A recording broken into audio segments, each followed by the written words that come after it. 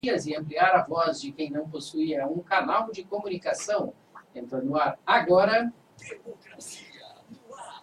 Na edição de hoje vamos receber o professor Elano Maia. Ele é professor de Educação Física do Estado do Ceará, graduado pela UFC com especialização em Fisiologia do Exercício pela Veiga de Almeida, lá do Rio de Janeiro, e cursou o mestrado em Ciências Médicas na UFC. Também conosco o diretor do MOVA-se, Ernesto Luz, está aqui para bater um papo junto com o Elano, para a gente discutir essas chamadas reformas propostas pelo governo do MT. Sabe o que é MT, Ernesto Luz? MT é como ele é identificado na lista da Odebrecht. Essa lista da Odebrecht que reúne os principais e maiores canalhas que levam de mão grande o dinheiro público do Brasil para suas contas na Suíça, em paraísos fiscais, e estão por aí. Então, o MT é o que identifica Michel Temer, MT, ele mesmo. Ele já mandou um monte de propostas para o Congresso Nacional, que também está recheado de gente como ele, né? E essas pessoas lá no Congresso Nacional, que são capazes até de admitir a eleição ou a presença de Alexandre de Moraes no STF, essas pessoas já fizeram de tudo. Inclusive, né, acabaram com a democracia no Brasil no dia 31 de agosto do ano passado. E para falar um pouco sobre isso tudo, né, é que nós estamos aqui com o Ernesto Luz e também com o Elano Maia. Muito obrigado pela presença, Ernesto. Seja bem-vindo ao Democracia no Ar. Seja bem-vindo, Elano Maia, também ao Democracia no Ar. Bom dia para vocês dois. E também estará conosco, muito em breve, aqui na bancada, o nosso comandante-chefe, o José de Souza Júnior, publicitário, que é um dos proprietários aqui da Rede Popular, que vai nos dar a honra de participar desse programa hoje para debater essas questões muito importantes para o interesse público, né, da população brasileira. Bom dia, Souza Júnior. Bom dia, Márcio Rodrigues, nosso apresentador. Bom dia, Jonathan Neto, nossa voz de ouro aqui da Atitude Popular. E bom dia aos nossos ilustres convidados, dois secretários-gerais, né? Então, aqui, duas importantes entidades sindicais a nível estadual, que é a APEOC, né, que congrega os professores do Estado do Ceará, e o MOVA-se, respectivamente, o Elano Maia, secretário-geral da APEOC, e Ernesto Luz, que é o secretário-geral do MOVA-se, nessa nova administração, né, que tomou posse recentemente para mais um mandato e mais uma jornada de luta em defesa dos servidores públicos estaduais. Bom dia, então, aos nossos ouvintes também da Atitude Popular e telespectadores, né, que estão agora, neste momento, nos vendo através da página Democracia Participativa, Facebook, e de outras páginas, né, páginas pessoais e de outros companheiros que estão compartilhando neste momento o programa Democracia no Ar. E bom dia também aos ouvintes das emissoras que estão sintonizados agora conosco, né, o FEDAS, a Liberdade AM mais tarde e também a FM Canudos. Vamos lá. A gente tem aqui um relato de uma atividade que aconteceu hoje, agora às 7 horas da manhã, em frente ao Cine IDT, para uma anticomemoração. Afinal de contas, depois de 30 anos, infelizmente, depois de 30 anos, não será divulgado a pesquisa de emprego e desemprego do Cine IDT, porque aqui no Ceará, né, aqui em Fortaleza, porque houve uma decisão monocrática, né, do governo do estado de fazer um corte linear de 15%. Isso inviabilizou recursos para tocar a pesquisa adiante. E há um trabalho por parte do pessoal da direção do Cine IDT no sentido de tentar retomar, né, esses 15% para voltar a ter recursos suficientes para poder tocar essa pesquisa ao longo do ano. Essa briga já chegou à Assembleia Legislativa e os funcionários do Cine já fizeram visitas lá para tentar fazer. O próprio Ernesto, você pode nos dar uma informação nesse sentido? Bem, bom dia aí aos ouvintes, bom dia, Márcio, os companheiros aí da mesa. Eu estive lá hoje, nesse ato, né, nessa manifestação pela manhã, e a gente tem travado uma luta aí com o governo do Estado no sentido de reverter essa situação. Porque o Cine é uma ferramenta de inserção do trabalhador, né, no mercado de trabalho, e num momento como esse ele é mais do que necessário. Então, com essa proposta... Por que num momento como esse é mais do que necessário? Porque, veja bem, como vamos combater uma crise, né, sem remar na contramão dessa crise, né? Então, uma ferramenta como o Cine é uma ferramenta que garante a inserção do trabalhador no mercado na contramão do que está sendo colocado para essa classe, né? Então, hoje, né, depois de 30 anos, a pesquisa de emprego e desemprego deixa de apresentar seus dados exatamente por conta dessa redução de recursos. E essa ferramenta é uma ferramenta que nos permite analisar a situação.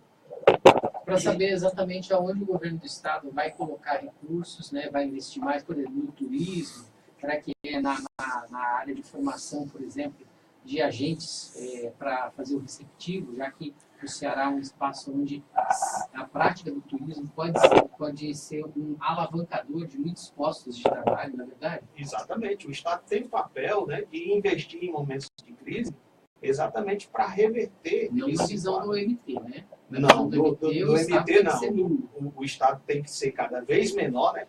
Para o trabalhador e a trabalhadora, diga-se de passagem. Porque, do tamanho da Bolívia, né? Mais ou menos. Para o grande capital, o Estado tem que ser máximo, na visão do MT. Não é verdade? Então, assim, a questão do Cine é uma questão que nos preocupa. O nosso presidente da CUT, né, da Central Única dos Trabalhadores, já publicou uma nota no jornal O Povo, fazendo um repúdio, e nós estamos aí somando forças com a FETRAS exatamente para impedir esse corte de verbas no Cine, de modo que esse instrumento continue a ajudar os trabalhadores e trabalhadoras do nosso Estado para que a gente possa combater essa crise, né? Que é uma crise para a nossa classe. É uma crise para a classe trabalhadora como um todo, né? E é uma crise ainda mais difícil para vocês do Novas, porque trata-se de um governo estadual, né, comandado aí pelo senhor Camilo Santana, que, por incrível que pareça, pertence ao Partido dos Trabalhadores, e ele não faz um repasse sequer da inflação desde janeiro de 2015, né? Em janeiro de 2015, os trabalhadores do Estado do Ceará receberam pela última vez a reposição da inflação, e em janeiro de 2016 ainda não viram a cor do dinheiro até agora, e em janeiro de 2017 já fez o segundo ano, né? Aí ele nos conta uma piada de 2%. Né? Aí oferece 2% de reposição. Reposição do quê? Reposição de muitas perdas, né? Pois, então, redução de danos. Redução de danos, a política de redução de danos. Vamos lá. Então, a gente precisa fazer essas discussões aqui no programa de hoje, e eu gostaria de convidar o Ernesto. Já falou alguma coisa? Você quer acrescentar alguma coisa a respeito a... Não, com relação ao Cine, a gente tem feito esse trabalho através da FETRAS e da CUT, né? É um trabalho de pressão e negociação com o governo, exatamente no sentido de impedir que sejam aplicados esses cortes nas verbas do Cine, né? Orlando, você... Bom dia a todos os ouvintes. Obrigado pela presença. Agradeço mais uma vez o convite e poder estar nesse espaço que é tão importante nesse momento que estamos vivendo, que é a destruição de uma série de conquistas e direitos que, embora tenha acontecido de forma lenta, gradual e com muita luta, estão sendo retirados com muita velocidade, apesar da luta, e com muita dor para nós trabalhadores. O que está posto hoje, o projeto a nível nacional, é o desmonte total do Estado, desmonte total do bem-estar, que ainda não se tem bem-estar social, mas aquilo que se conseguiu avançar.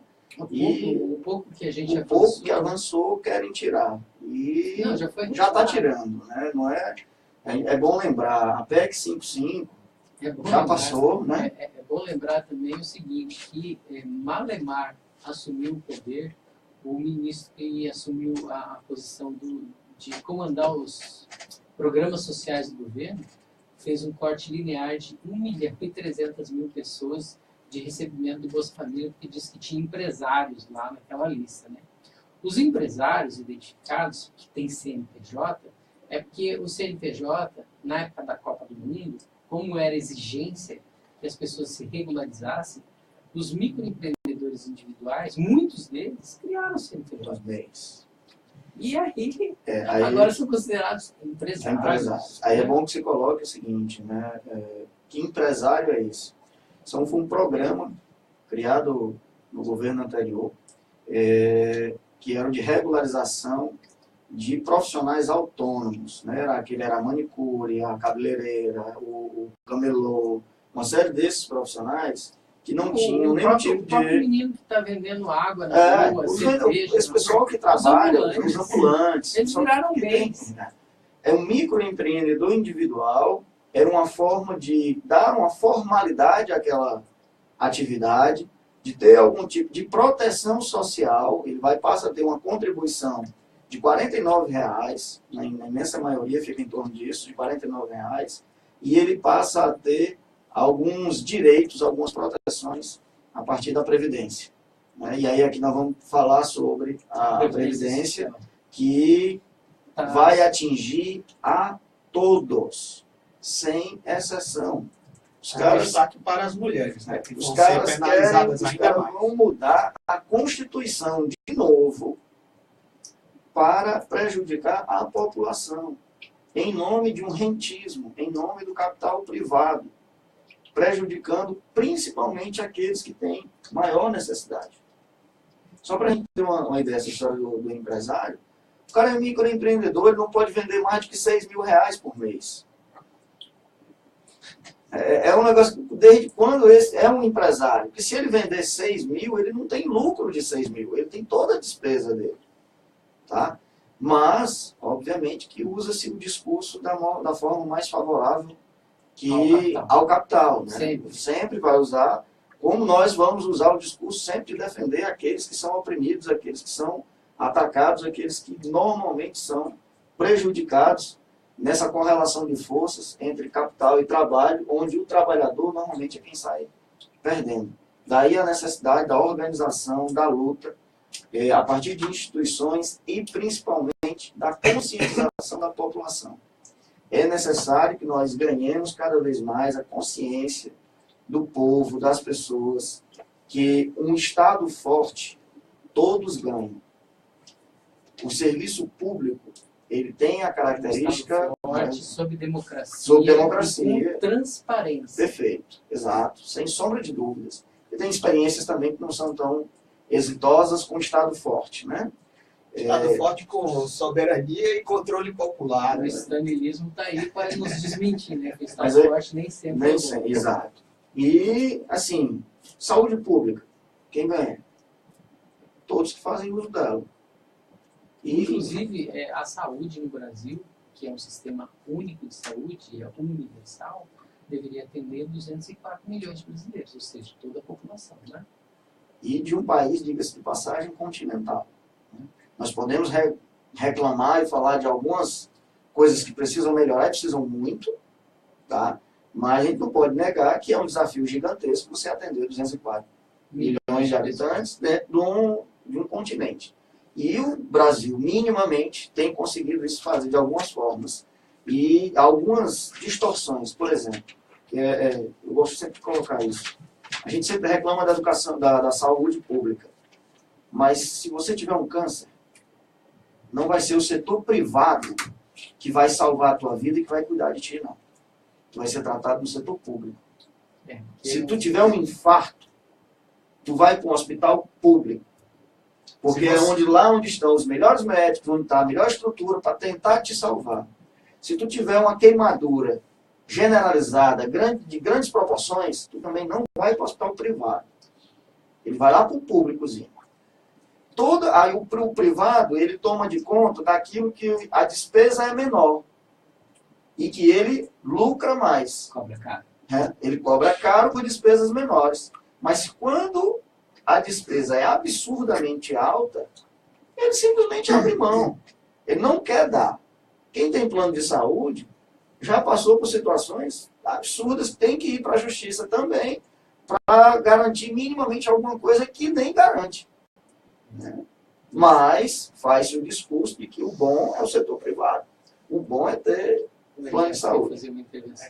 No que diz respeito à saúde, né, o Elano coloca as questões mais complexas, mas a gente deve lembrar também que a medicina preventiva, como as campanhas de vacinação para as crianças, né, que erradicaram a polio, o sarampo e outras doenças, a coqueluche e várias outras, também são da responsabilidade do Sistema Único de Saúde. Né? Programas como o SAMU, né, onde todos, sem exceção, todos os brasileiros, se você sofrer um acidente na rua, quem vai lhe prestar o primeiro atendimento é o SUS através do SAMU. Né? Então, esse discurso, né, de que o SUS precisa ser reformulado, né? A PEC 55, que estabelece um limite para os gastos primários, né? E congela por 20 anos esses gastos, né? É um completo absurdo, é um completo ataque a todo o povo brasileiro. Aos direitos do cidadão. Aos direitos do cidadão. Então, assim, veja o que está posto para o povo brasileiro na atual conjuntura. O que nos reserva o senhor MT? Né? O que ele pretende fazer implementando todas essas medidas? Ele pretende implementar um massacre para o povo trabalhador do nosso país. Exatamente. Para favorecer interesses do capital rentista, né, dos grandes bancos, dos grandes complexos financeiros internacionais, que não produzem absolutamente nada, porque vivem de juros. Né? E é para isso que o senhor Michel Temer tem implementado todas essas medidas de reforma, né? Massacrando o povo do nosso país, né? Em favor, para garantir os interesses dessa classe dominante, não só da classe dominante brasileira, mas da classe dominante da burguesia internacional, rentista, especuladora, que vive de agiotagem. Para a gente poder falar um pouco mais sobre a reforma da Previdência, que é um dos temas do programa de hoje, eu gostaria de, antes da gente esgotar, pelo menos, né, passar aqui aos nossos ouvintes alguma coisa a respeito dessa campanha que está sendo realizada pela APOC, né, que é um sindicato que reúne os professores estaduais aqui do Ceará. E o Elano Maia é um dos diretores da APOC, é o diretor de comunicação, e ele está aqui para conversar com a gente também a respeito de 36 assembleias realizadas em todas as regiões do estado, dando informações aos trabalhadores da educação. É isso, Elano? Isso. Márcio, é o seguinte, o Sindicato APOC tem avançado expressivamente na organização da luta e da categoria e na discussão daquilo que é fundamental, não só para o professor, como para a educação pública, para a nação. Nós tivemos agora 36 assembleias, né, com discussões sobre a reforma da Previdência, sobre o índice de reajuste, que está sendo... De quando até quando? Estamos pleiteando 7,64, né, 2% nós temos rechaço, 2% não atende a demanda da categoria, e temos o índice do piso, que esse ano foi 7,64, estamos lutando para a efetivação desse reajuste. Né? Inclusive, tivemos ontem uma reunião com o secretário de Educação, onde, na primeira reunião, apresenta-se alguns avanços. Né? Houve a sinalização, sim, de que poderemos passar dos 2%, mas ainda será necessário uma série de reuniões técnicas para poder definir um percentual fechado. Essas 36 assembleias, e aí colocar aqui a grandiosidade elas aconteceram num período de 10 dias, quando foram realizadas, na verdade, em 6 dias úteis. Elas sempre aconteceram terça, quarta e quinta, por 2 semanas. Né? Eram 3 ao mesmo tempo, 3 de manhã e 3 à tarde, onde nós tínhamos 6 assembleias por dia. Né? Tendo uma aproximação cada vez maior com a nossa base, que ela é uma base estadual, né? É uma base muito grande, e diga-se de passagem, nós também representamos todas as secretarias de educação dos municípios. Além dos estados, nós temos essas lutas municipais, nas quais também temos construído muito. E essas assembleias é um instrumento de horizontalização do debate, de transmissão de discussões, né, e de organização da categoria. Nós temos avançado muito na organização também para termos o representante por local de trabalho, que é uma forma de organização do trabalhador ainda mais densa, com maior possibilidade de capilarização e fortalecimento da luta. Levando os debates não, as reivindicações da base até a direção, né? É fundamental essa aproximação, porque aí onde tem a feedback, tanto da direção com a categoria, quanto da categoria para com a direção. É onde há ali a troca de ideias, a troca de informações, conhecimento de realidades. Nós tivemos a oportunidade de ver realidades que não são comuns, né, porque não estão nos grandes centros. Que não fazem parte daquela propaganda de que 77 escolas do estado do Ceará estão entre as 100 melhores do Brasil. Sim. E são quantas escolas do estado do Ceará? Olha, só da rede estadual são 700. 700. Só 700 escolas. Então, nós temos 10% que presta e as outras bom assim, 90%. Bom, né? essa discussão das 77, é bom que a gente tenha a clareza de que são escolas das redes municipais. Não são escolas de rede estadual. Tá? Está trabalhando basicamente ali com o ensino fundamental, né? Fundamental 1 e 2.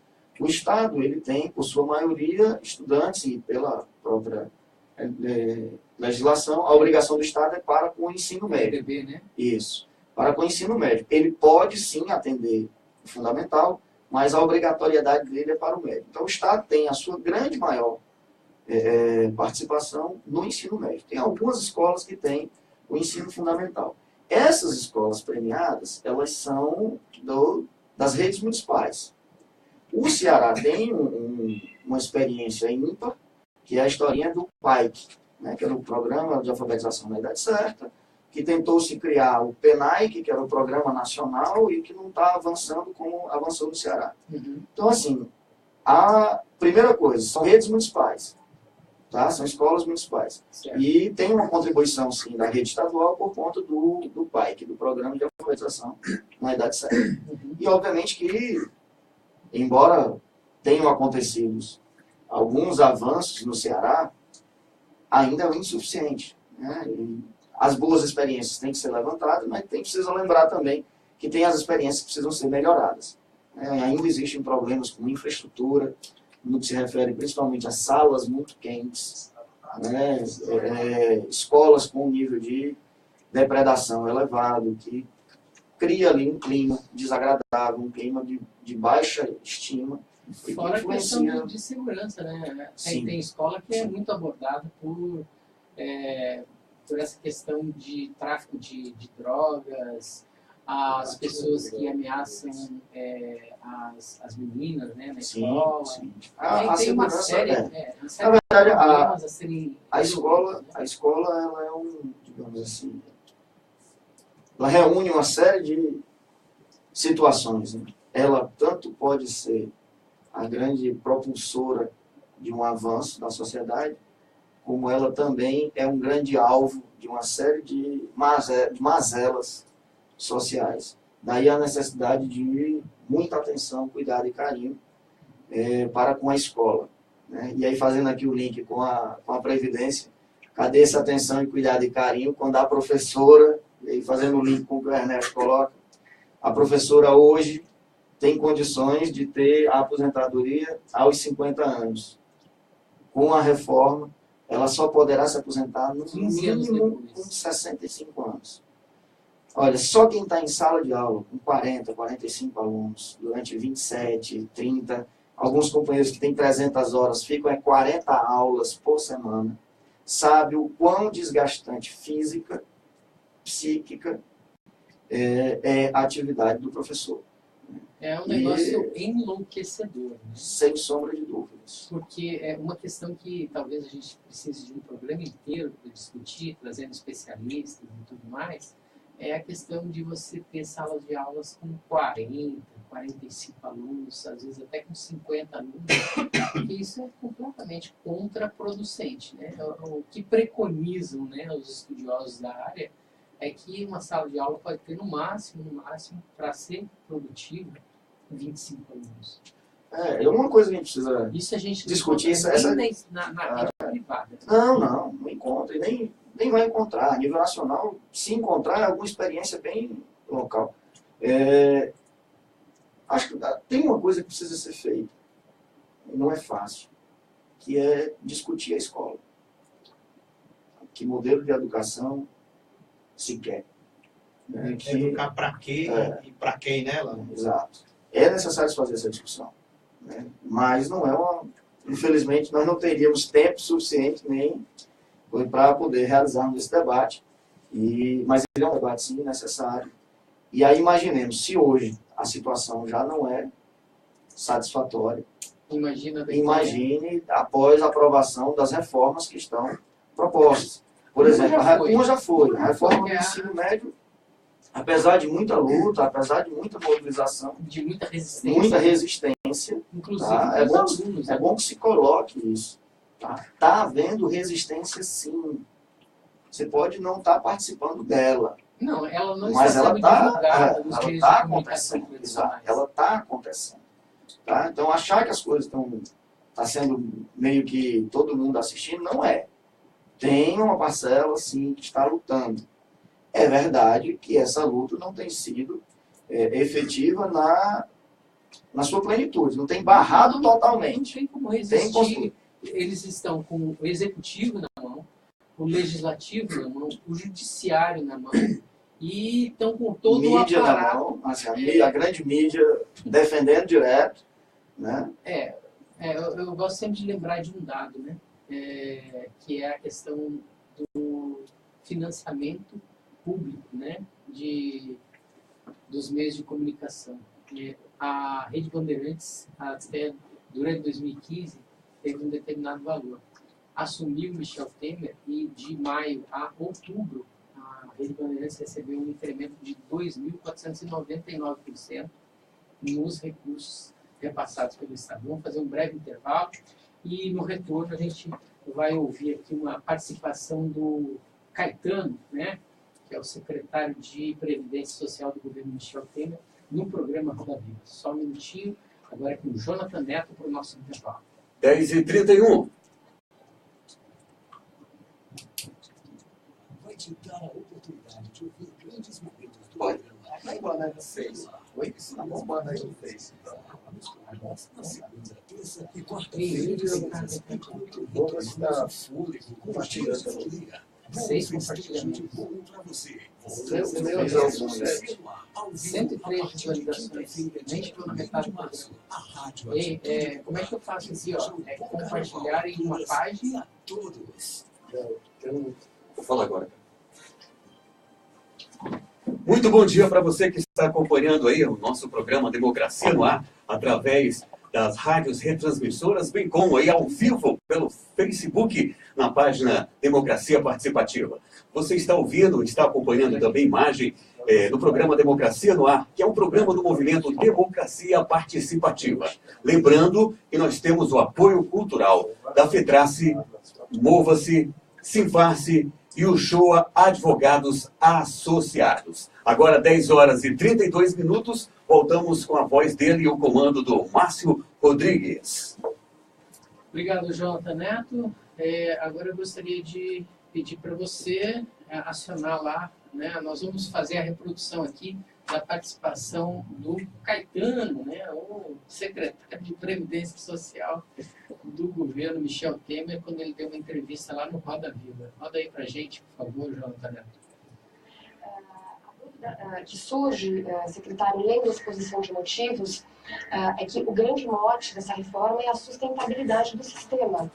E há uma preocupação muito grande com o déficit que é declarado sistematicamente pelo governo, o déficit que se fala em 149 bilhões para 2016, não sei se está correto o número, e 181 bilhões para 2017.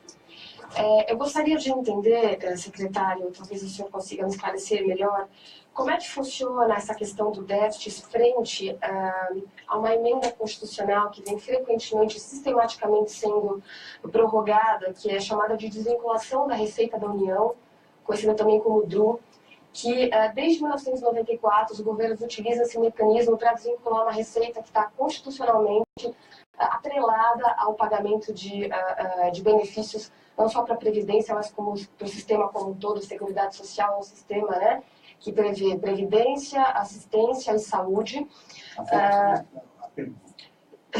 Resumindo aqui, para ir direto à pergunta, no próprio site prevê aí uma desvinculação para 2016 de 117 bilhões dessas receitas que eram desvinculadas, 110 bilhões se referem a contribuições sociais.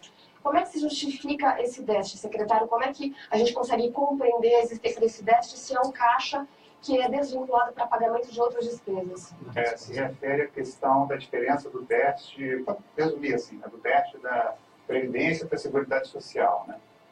Você contestou, não, a DRU, que é a desvinculação das receitas da União, é uma coisa que de repente era melhor não ter.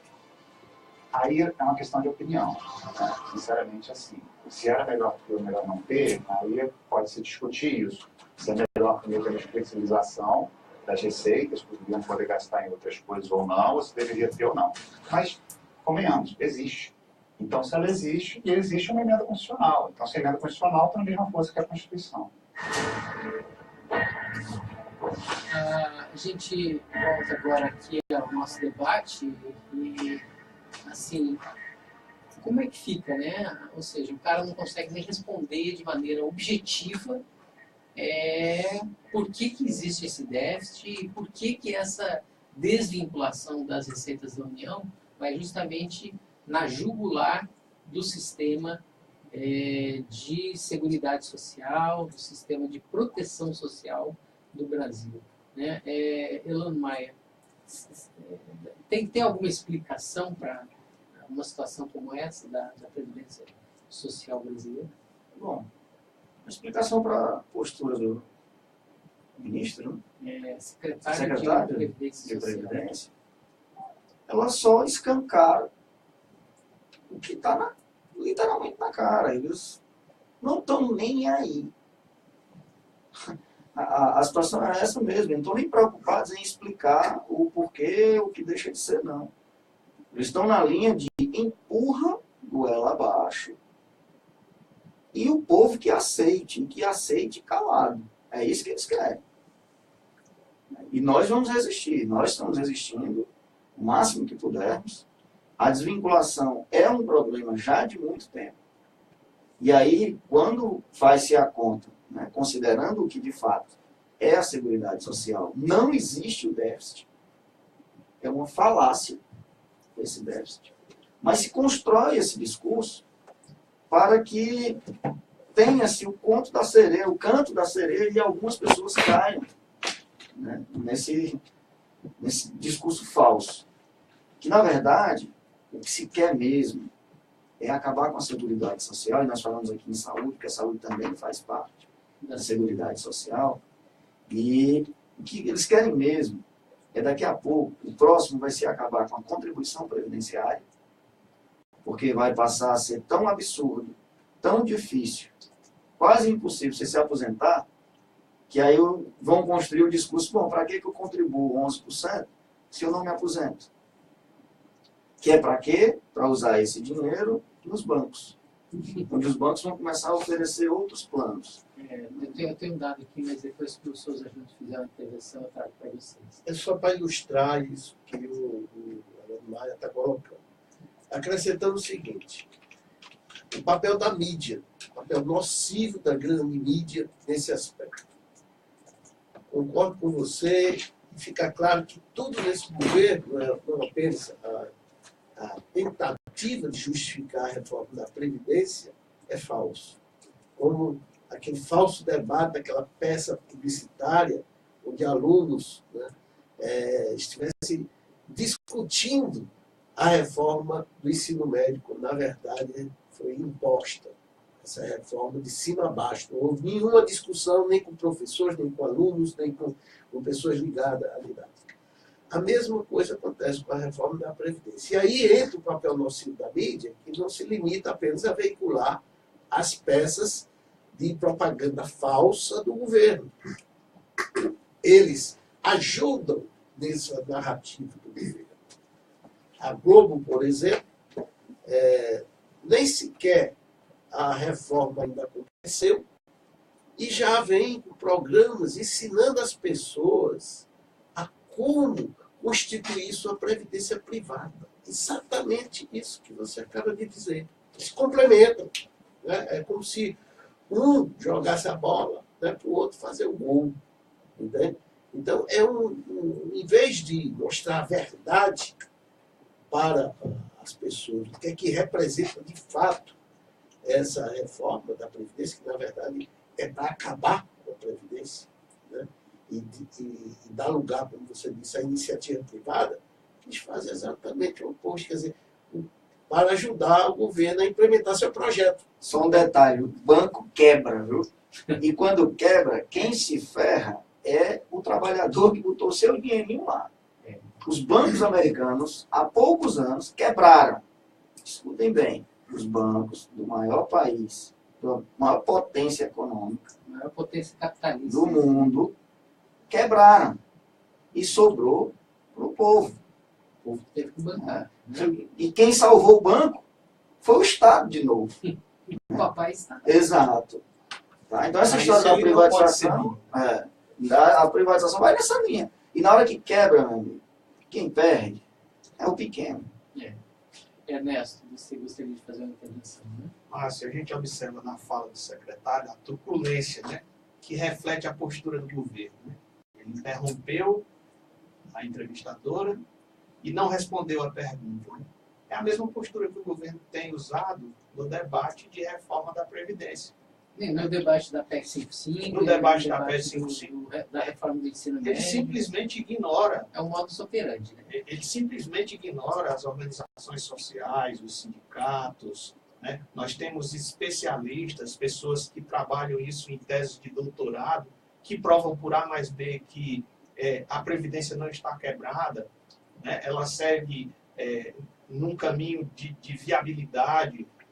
Mas o governo chama para o diálogo o Bradesco, chama para o diálogo o Itaú, na perspectiva que foi colocada pelo Souza Júnior, de entregar a Seguridade Social aos interesses do capital rentista, dos bancos, né? Exatamente transformando essa Seguridade num negócio que vai visar apenas o lucro e que vai deixar aí milhares, milhões de pessoas excluídas dessa Seguridade. Aliás, tudo, né, me permita, Márcio, o Ernesto, só complementando aqui o que o Ernesto acaba de dizer, tudo que o governo tem feito se direciona para beneficiar os rentistas, os bancos. O que foi a PEC 55, se não isso? É congelar os gastos sociais com saúde, com seguridade, com assistência social, para ter dinheiro diante da crise para pagar os juros da dívida. E quem são os credores desses juros? Exatamente os bancos e os grandes investidores nacionais e estrangeiros. Então, isso nem foi tocado. Isso nunca é. E hoje quase... de comunicação tradicional. Exatamente. E hoje, quase metade do orçamento público se destina a pagar os juros da dívida. 43%, mais de 40%. Agora, um dos nossos convidados, me lembro bem, aqui no programa Democracia no Ar, disse que com essas medidas, uma vez implementada, isso vai chegar a 70%, imagina. Imagina o Brasil trabalhando, os que ainda vão ter trabalho, né, porque o desemprego, a tendência é aumentar cada vez mais. Não, e ainda tem a reforma trabalhista, né? Que ela é mais pois é, então nós vamos ter desmanteladora de famílias. Um mercado com exclusão social talvez muito pior do que era antes, até mesmo do governo neoliberal do Fernando Henrique. Antes de 1930. antes de ser implementado Concordo. qualquer tipo de proteção social. E toda a durante o produção governo que ainda restar nesse país vai se destinar a pagar ajuda aos cientistas, um país inteiro trabalhando para manter a riqueza de um pequeno grupo de pessoas que detém um capital financeiro. Essa é a triste realidade se a gente não for às ruas, como no próximo dia 15 de março, no dia 8 das mulheres, né? E nós homens comprometidos com isso vamos estar junto das mulheres, no Dia Internacional, né? E no dia 15, a grande luta, a primeira batalha que vamos às ruas protestar contra tudo isso, e especialmente contra a reforma da Previdência. De fato. É só um comentário, a gente tem que ter uma ideia do quão desastroso é essa reforma da Previdência, que uma das coisas que está proposto é a desvinculação do benefício previdenciário ao salário mínimo. Tá? Hoje, ninguém ganha menos do que o mínimo e os aposentados recebem o salário mínimo. Se o salário mínimo sobe, a aposentadoria dele também sobe. Eles querem desvincular isso. Tá? E aí a gente diz assim, mas isso é problema para o aposentado. Não, esse problema não é só do aposentado. Esse problema é do país inteiro. E eu vou citar o porquê disso. A imensa maioria dos 5.800 municípios brasileiros são pequenos municípios, que têm como um grande motor da economia do município as aposentadorias. Tá? O aposentado é aquele que banca parte da alimentação, do remédio, de algum serviço de atendimento ali à família. Tá?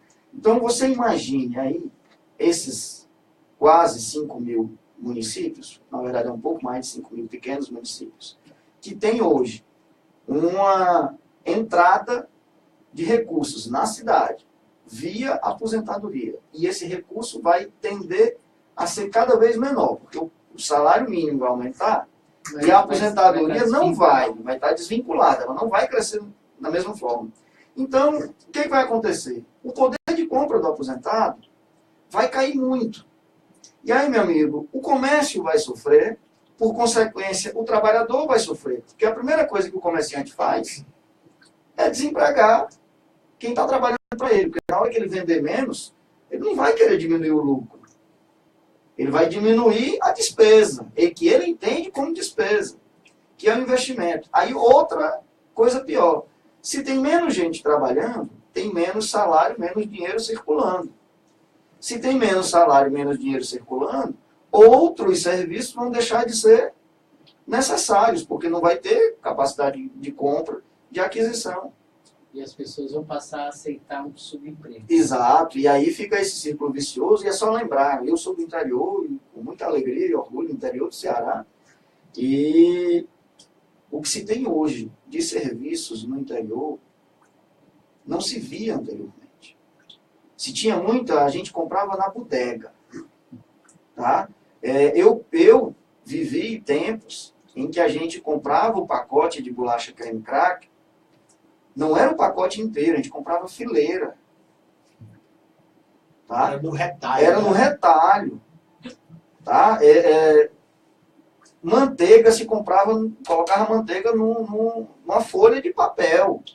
Porque você não comprava a margarina, o pote completo, você não comprava. Meio pão. Sabe? Meio pão. O que se propõe, a gente às vezes, é uma realidade que a gente já viveu, e não é uma realidade difícil de voltar. Isso que eles querem.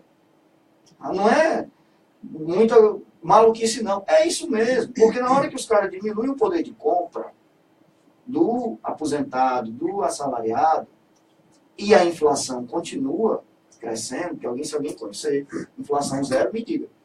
Porque até hoje eu não vi. As coisas continuam ficando mais caras. Você vai passar a consumir menos.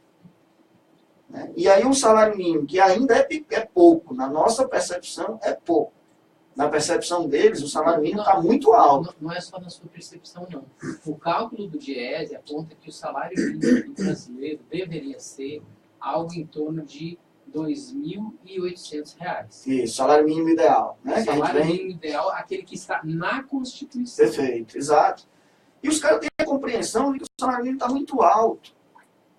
Tem outra coisa que a gente pouco fala. O salário mínimo esse ano já sofreu um golpe. Já. Né? A previsão a era... inflação, nem a inflação. A previsão era de 945 e subiu para 937. Ou seja, o golpe, ele não para de ser dado. E aí a tendência é que isso aumente. E aí eu vou assim, rapaz, não é só o trabalhador, não. Você pequeno, empresário, você que precisa do Bolsa Família, que precisa do aposentado, que precisa do assalariado, você está entrando na reta também. Porque o seu pequeno comércio que cresceu nos últimos anos, vai passar a não conseguir vender. Não vai conseguir vender. Como é que tu vai se manter?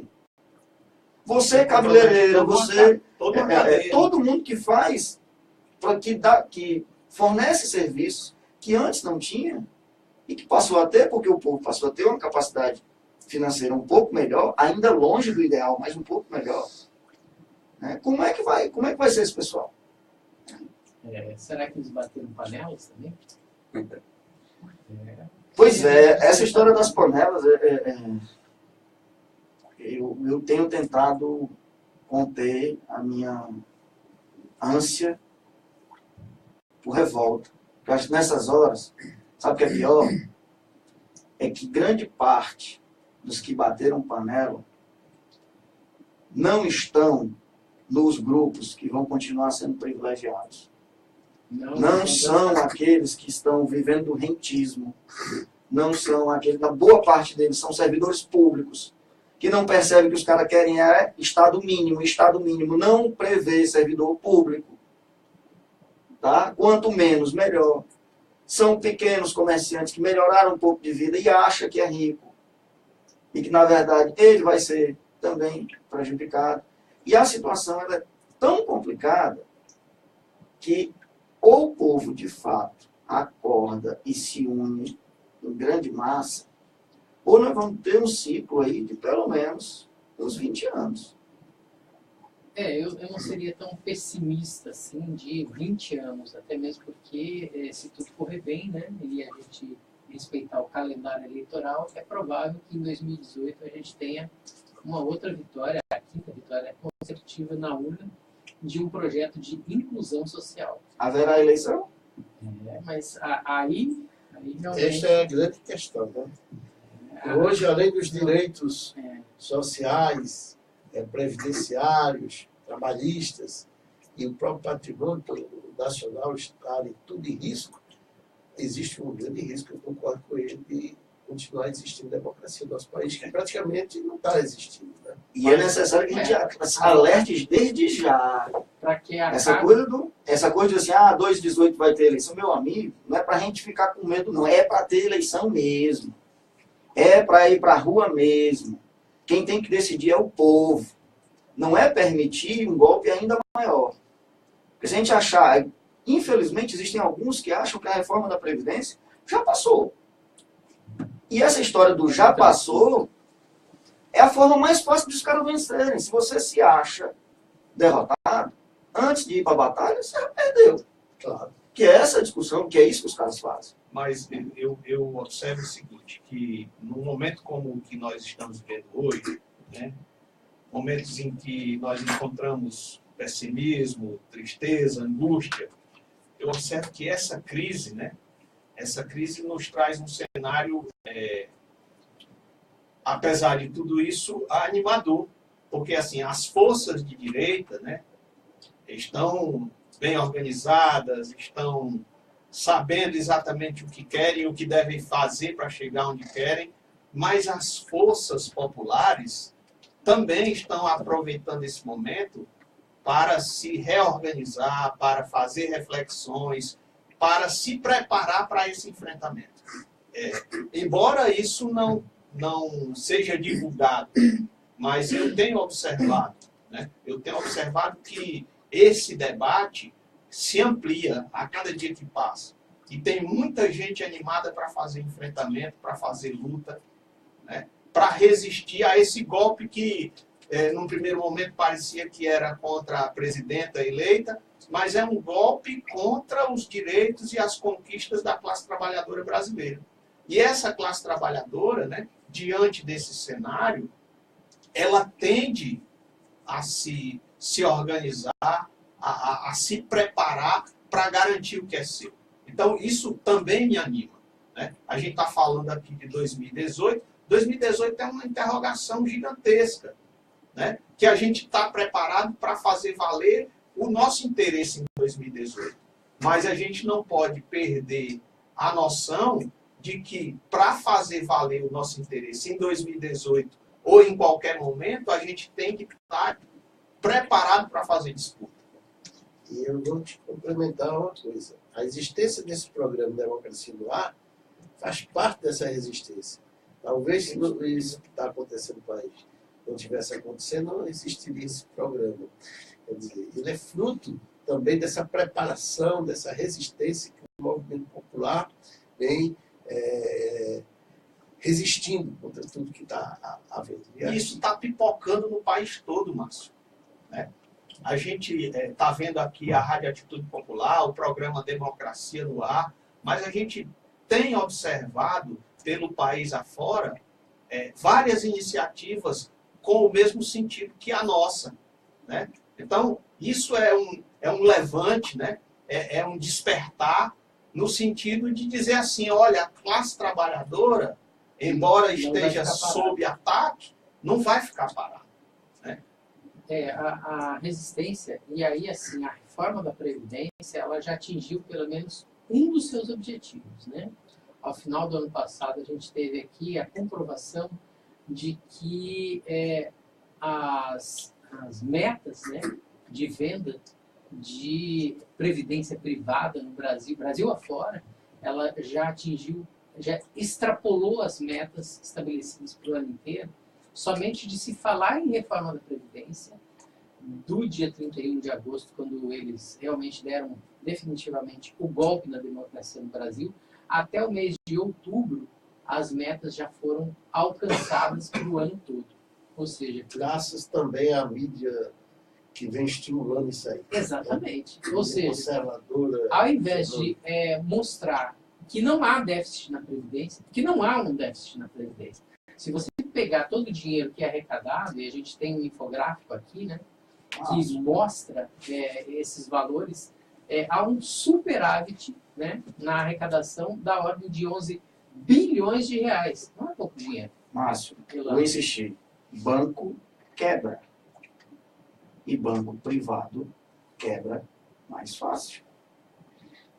Por que eu insisto nisso? Porque muitos que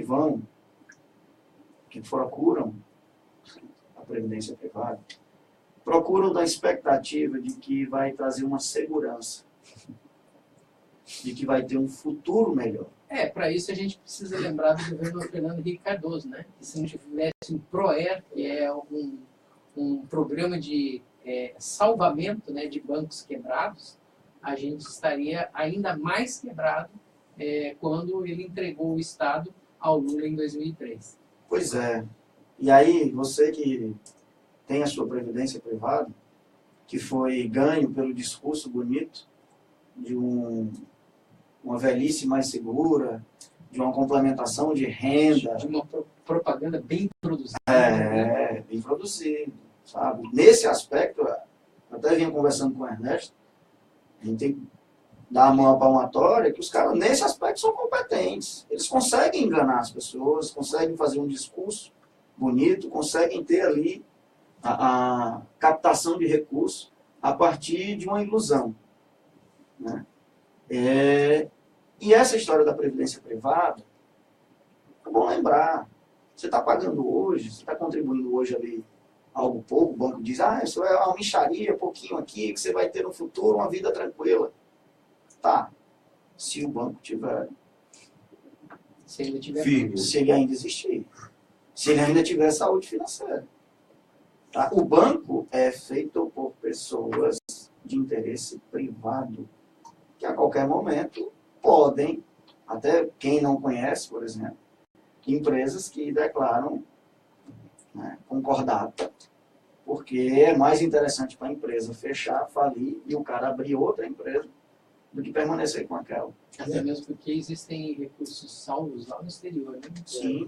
E a história dos bancos, mostram vários exemplos nesse sentido, né, de banqueiros que desviam fortunas dos bancos, entende? Não fazem operações duvidosas, entende? Para atender seus interesses privados, né? Porque interesse público é que não existe, né? Em banco privado é a mesma empresa. Temos apenas mais 2 minutos com o programa Democracia no Ar de hoje. E eu gostaria de pedir, então, a despedida aí, tanto do Ernesto Luz quanto do Elano Maia, nossos convidados para o programa de hoje, quarta-feira, dia 22 de Deixar o fevereiro. convite para que retorne aqui, outras oportunidades, Para a gente muito até que poder discutir a questão da forma trabalhista, né? Que ficou para trás. Agradecer mais uma vez o espaço, dizer da importância da iniciativa, da existência, da permanência do programa, da forma como ele é proposto, e torcer para que mais experiências sejam construídas e que esta experiência passe a ter mais sucesso. Quanto mais sucesso tiver, maior é a possibilidade de conscientização dos trabalhadores. E nessa perspectiva nós precisamos avançar. Obrigado, Elano Maia. Ernesto Luz, por favor. Bem, agradecer mais uma vez a Rádio Atitude Popular e o programa Democracia no Ar e convocar aqui todos os ouvintes para fortalecer a nossa greve geral no próximo dia 15, né?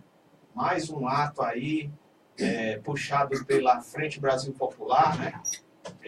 Que congrega aí sindicatos, federações, movimentos sociais, partidos de esquerda, que estão aí somando forças na resistência ao golpe. Na resistência ao golpe. Então, dia 15 de março, coloca na sua agenda aí. 15 de março, nós vamos ter aí muita luta para fazer país afora.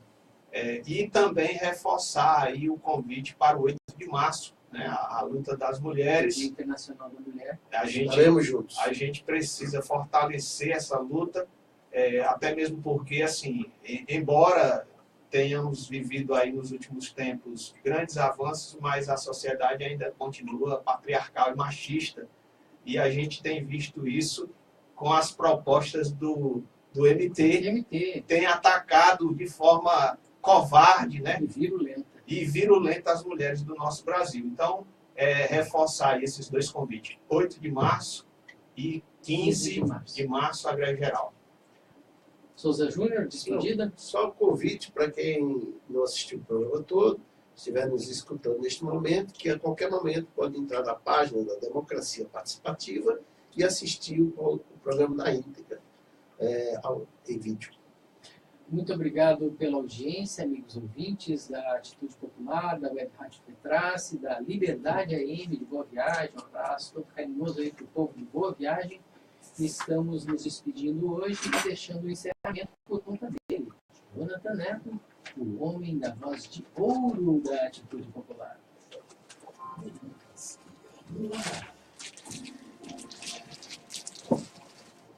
Vamos lá então, 11 horas, 1 minuto. Nós acabamos de ouvir e conferir o programa Democracia no Ar, aqui na sua web rádio Atitude Popular, com retransmissão pelas rádios Liberdade AM 1310 e no decorrer da sua programação Canudos FM 104,9 de Boa Viagem, ainda web rádio Fetrace, e você também que acompanhou pelo Facebook através da página Democracia Participativa. Apresentação e produção Márcio Rodrigues, abertura e técnica comigo, Jonathan Neto. Democracia no Ar é um programa do movimento Democracia Participativa. Temos o apoio da Cultural, da Fetrace, Mova-se, Sinface e o Show Advogados Associados. Até amanhã, tudo de bom e bom dia. Boa voz. Autográfico.